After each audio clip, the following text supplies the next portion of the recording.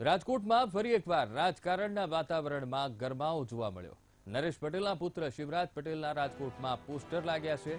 રાજકોટમાં ભાઈ આવે છે રાજકોટથી આવા લખાણ સાથે પોસ્ટર લાગ્યા છે।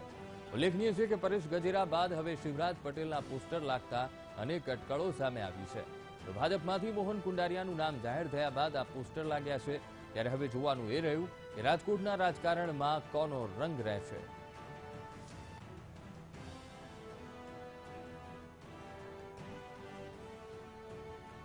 રાજકોટમાં ફરી એકવાર રાજકારણ ગરમાયું છે, કારણ કે ગઈકાલે ભાજપ દ્વારા મોહન કુંડારિયાનું નામની જાહેરાત કરવામાં આવી છે। તો તેને લઈને અહીંયા રાજકોટના રાજકારણમાં ગરમાવો જોવા મળી રહ્યો છે, કારણ કે ઠેર ઠેર શિવરાજ પટેલના પોસ્ટર લાગ્યા છે।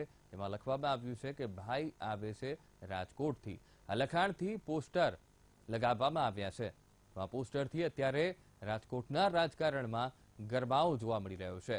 તો શિવરાજ પટેલના પોસ્ટર લગાવવામાં આવ્યા છે। તો આ પહેલા જણાવી દઈએ કે પરેશ ગજેરાના પોસ્ટર લગાવવામાં આવ્યા હતા રાજકોટમાં કે તેઓ ઇલેક્શન લડવાના છે, લોકસભાની ચૂંટણી લડવાના છે, તેવા પોસ્ટર લાગ્યા હતા। ત્યારે ફરી એકવાર રાજકોટના રાજકારણમાં ગરમાવો જોવા મળી રહ્યો છે। જે રીતે ભાજપે પોતાની બાજી ખેલી છે અને મોહન કુંડારિયાને ટિકિટ આપી છે, તેને જ લઈને હવે અહીંયા પોસ્ટરો લગાવવામાં આવ્યા છે રાજકોટમાં ઠેર ઠેર।